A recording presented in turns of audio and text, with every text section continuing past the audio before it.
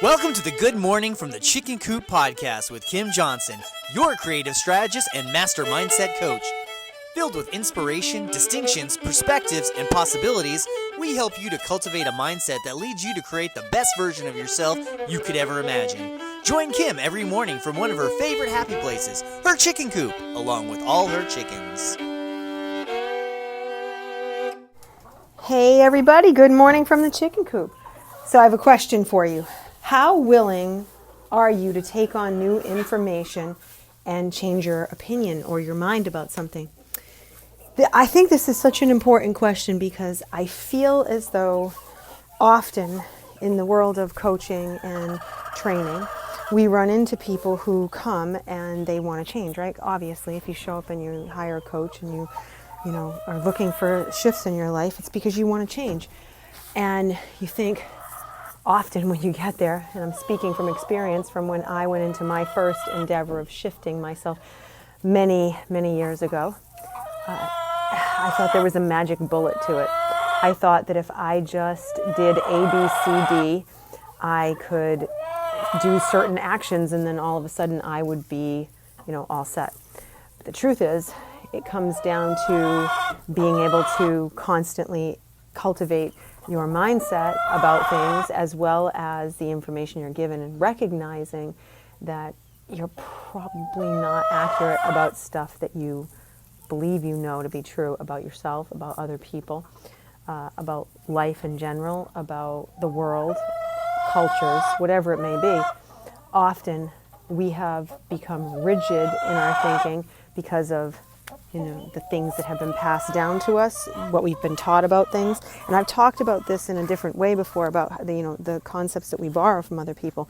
But I really want to talk about how willing you are to shift today, because it comes up more and more where there is evidence that says people are very, very stuck because they don't want to take on that new information and change themselves. They just want to take on the information, but they justify what they're hearing, and then they don't shift themselves. They say, oh, well, it's this, this, or this, and it's nothing to do with me or how I think or how I'm showing up. And I know for myself that I had to do a lot of this. And specifically with this, the situation of being married, I think that being in a relationship, whether you're married or not, if you're in a relationship with another person, having a significant other in your life pushes your buttons. And it helps you learn where you are rigid, where you are unreasonable, where you have a tendency to not make space for the other person.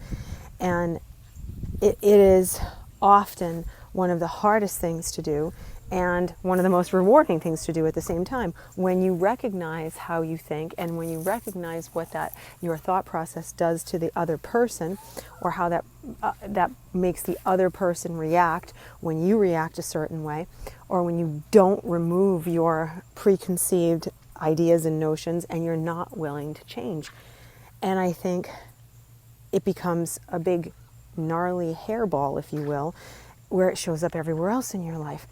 And the truth is, the older I get, the more I recognize in all the great lessons from all the great, philosophers and teachers that we have out there, in order to create a different scenario in your life, different situations in your lives, you have to be willing to change yourself. It's always an inside job. That concept of change is an inside job is not just a concept, it's true. And that requires you to be flexible and actually make the decision to change your mind, literally change your mind about things. Sit there and say, I was not accurate with this. I need to shift my beliefs about this. I was, God forbid, saying the words, I was wrong, but actually saying that, whether you profess it to other people or not, is irrelevant. It's that you do it to yourself. Whether you recognize I was harsh, in your response to somebody, when you say it to yourself, even when you just pause and you say, I was impatient. I do this sometimes especially when I'm in the middle of trying to do a ton of different things, and I'm trying to be mindful, and I'm working very hard on being mindful, but my son wants my attention in that moment, and I get irritated, and I might snap. I might snap back. I might say something in a harsh way, or I might say, give me 1 second, and then that 1 second turns into a half an hour because I forgot, or whatever it might be. And I have to stop and say to myself, that was wrong. That was the wrong way to do that. That was not the way to handle that. I have to pause and come back and say, wait, I can do better with that. Now, whether I apologize to him, make the decision to apologize to him or not, is my choice moment to moment, and it's your choice. But telling yourself that so you can shift and cultivate a new pattern for this is what I'm talking about. It's that all that force of moving outward, the things that are coming out of you, the projection of things, the energy of things. It requires you to stop and pause and really push forward with this. So what I'm asking you guys to do is to look at this and really check in with yourself and say, okay, am I willing to take on new information and change my mind?